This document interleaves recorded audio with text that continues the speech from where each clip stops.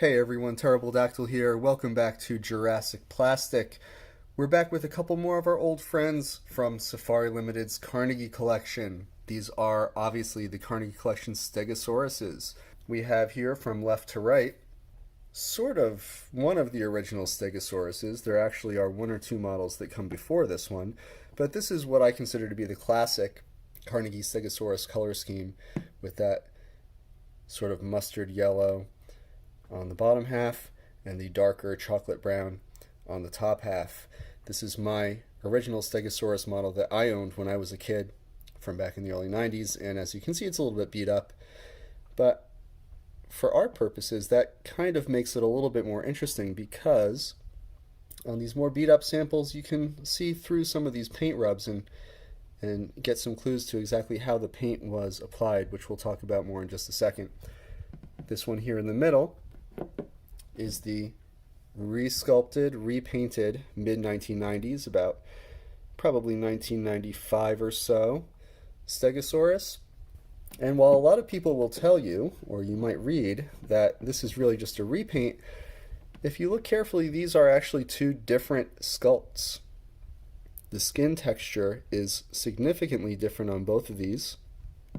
You can see that on the original here, it's got these very lumpy, asymmetrical, rectangular-ish scales carved into the side of it here as part of the sculpt. And this one is much more wrinkly. It's got much finer detailing, these long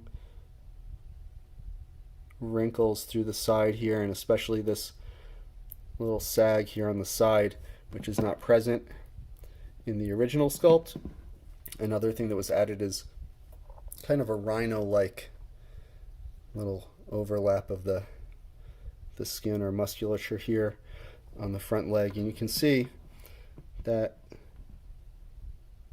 they're in the exact same pose, but the details, take a look at the head sculpt there, are subtly different.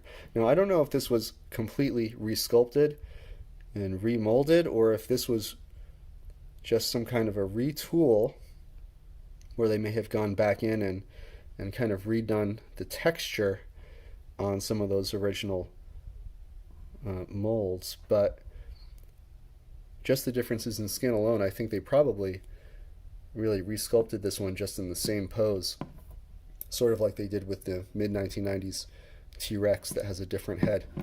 And this one here is really just more of a straight repaint. This is a straight repaint of the 1995 version.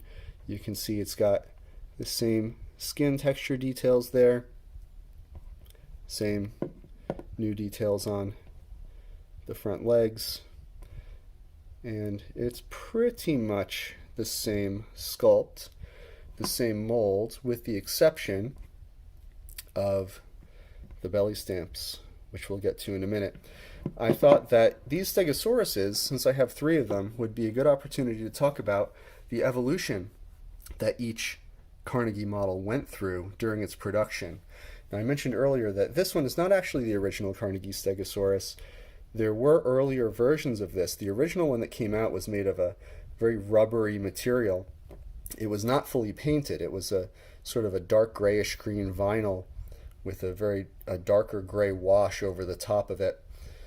So it had a completely different color scheme, and apparently, I don't have this model as of right now, but apparently that one was very rubbery, kind of like most of the original Carnegie models were, compared to this one, which is quite inflexible. And you can see there's not much give. Like a lot of the Carnegie models circa around 1990, you can see through some of these paint rubs that it's made of this really almost black, very dark gray, hard vinyl that was used for a little while in the Carnegie line during the early 90s. And another clue that this is not actually the original model is by looking at that belly stamp. So if you can see the stamp text here, it reads 1988, the Carnegie Safari Ltd. blank. And there's a nice long blank spot there with this raised bump where the words Miami, Florida, for some reason, which I'm still trying to figure out. If anybody knows why they removed the Miami, Florida in the early 90s, please let me know. This is a big mystery to me as somebody who's obsessed with these tiny details in the Carnegie Collection models. But they physically went into the mold and they scraped out those words, leaving this convex mark here where it used to be. Stegosaurus, 5 meters long. 5 meters? No, sorry. 6 meters. This is based on Stegosaurus stenops, by the way, or at least I think it's supposed to be. It's a little bit hard to tell.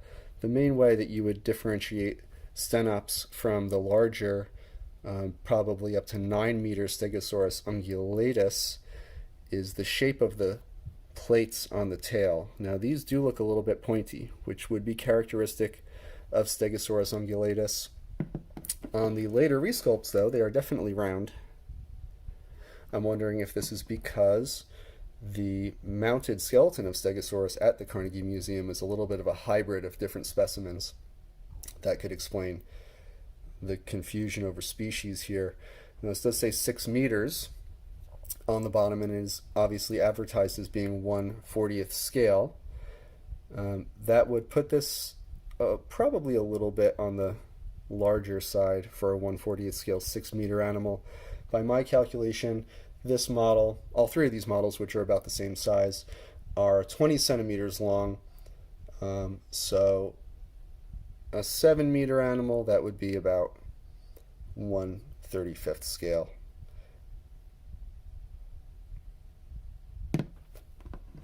This belly stamp is obviously very different. So not only was it totally resculpted, but they reprinted the text on the bottom here. It's in a different order. Stegosaurus, 6 meters, 1988, the Carnegie, Safari Ltd, made in China, and then you've got the CE mark, which started appearing on the Carnegie models around the early to mid-90s. I think the earliest ones are about 1992 or so, when they started adding those CE marks to all of the models, whether or not they were sold actually in the European Union. Going back to this one, notice that it does have the CE mark, which tells me that this is a little bit later than what the original sculpt would have been.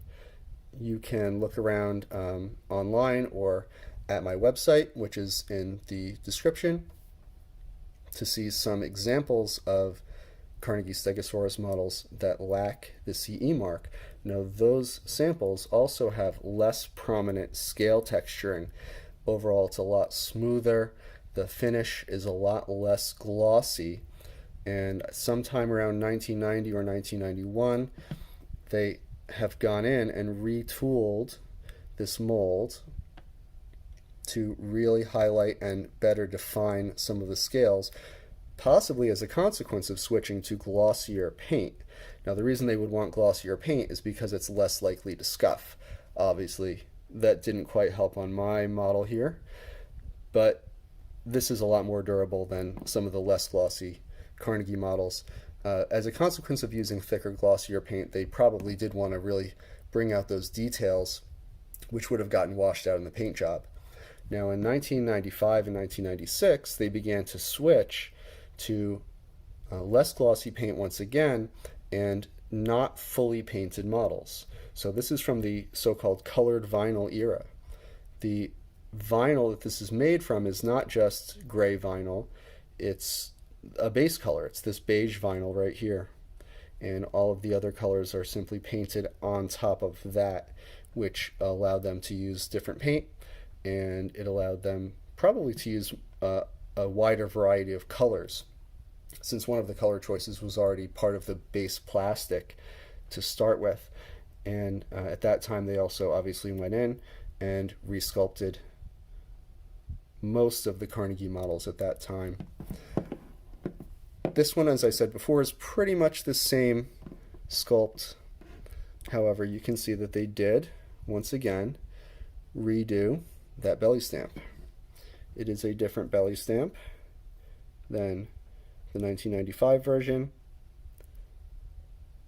And this was probably retooled once again, because you can see that the lines of these wrinkles and textures of the skin on the belly do go right underneath the letters of the belly stamp here, which indicates that they did not simply go in and scrape out of the mold the old belly stamp to put a new one in, like they obviously did on some of the older models. For example, this one, you can see the background here is just perfectly smooth where they had previously scraped out some detail. And actually the older belly stamps on Stegosaurus were not directly underneath, it was a little bit more on the side. On this model there's this smooth area here where the old belly stamp used to be on the original sculpted molds, and then obviously somebody went in, tooled that out of the mold, and impressed the newer belly stamp down here. So the Carnegie models do have quite a lot of variance. It's a little bit hard to keep track. And if you're interested in trying to find the oldest, the original models, the ones where, you know, before they started going in and retooling things, compensating, or in some cases overcompensating for some of the mold fatigue that was probably going on at that time, a couple of clues to look for. Check the belly stamp. See if the detail goes right under the stamp, see if there are any of these smoothed out areas. If there are, you can tell that it is not one of the original run molds. And especially if it has that CE mark on there, especially if the Miami, Florida has been tooled out, especially if the made in China, for whatever reason, has also been tooled out like it is on this. It does not say made in China anywhere on this model, like it does on the other two, and like it does on the original, weirdly enough. That is a big clue. Now, obviously, this Stegosaurus mold is a little outdated, despite the fact that they kept releasing it and re-releasing it and re-releasing it up until 2007 in the case of this one. Ironically enough, the brand newest one is based on an over 100-year-old color scheme from a painting by Charles R. Knight in the early 1900s, that classic green and red color scheme, which looks really nice. You know, it's a little long in the tooth, and by the time the Carnegie Collection was canceled in 2015, it's a little surprising to me that they never went back and remolded this or completely resculpted it in any way. I have to say my favorite out of all of these is probably still the 1995 version. I just really like the color scheme on this one. It's got these beautiful blended combinations of cream colors and beige and sort of very subtly dark burnt orange with these dark brown stripes and spots, and the coloration on the plates is really nice. It still has that really hand-painted look that I really enjoy on a lot of the old Carnegie models. And you know, the new one is really nice too, don't get me wrong. It's got this beautiful wash over the red plates that makes them a little darker and a little bit more hand-painted looking, but you can see that the sides are still very clearly airbrushed with these slightly darker green striped areas here. And I just think that this one has a really unique and interesting color scheme that you don't see much for Stegosaurus, which tends to usually look more like this. Even comparing this to the newer PNSO Stegosaurus, which I have right here, you can see that they're about the same size and they have a very similar color scheme. This has been pretty much the default color scheme for Stegosaurus for the last 120 years or so.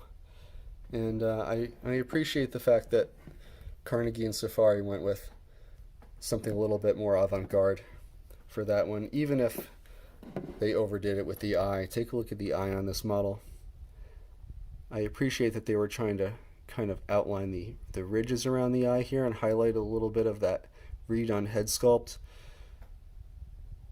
But come on, it kind of looks like he's wearing some kind of ancient Egyptian eye makeup here, doesn't it?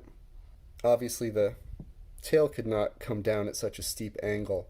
The way that the tailbone's articulated with the sacrum and the hip here actually would have tilted that tail up slightly at the base, and then even if it were drooping a little, it would have come down and probably not even really been able to contact the ground all that much. That tail was up nice and high, probably to both counterbalance the body and to be able to swat at predators. The PNSO Stegosaurus, which hopefully I'll do a full review on at some future point, does get that exactly right. You can see it's got the tail coming upwards at a diagonal angle out of the hip here, and then drooping slightly downward. But I wanted to use this video more as an opportunity to show off the differences and the kinds of noticeable and not so noticeable differences that you would often see in the Carnegie collection from back in the early 1990s and even back into the 1980s, all the way up into the 2000s when it was canceled.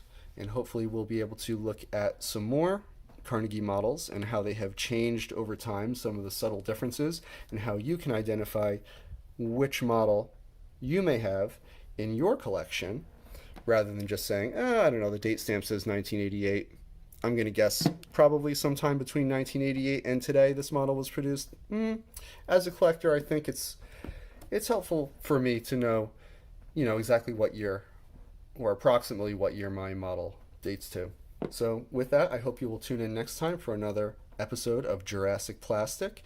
Please make sure to hit that like button, hit that subscribe button, share this with your friends, anybody who's into Safari Ltd models, anybody who's into Carnegie Collection.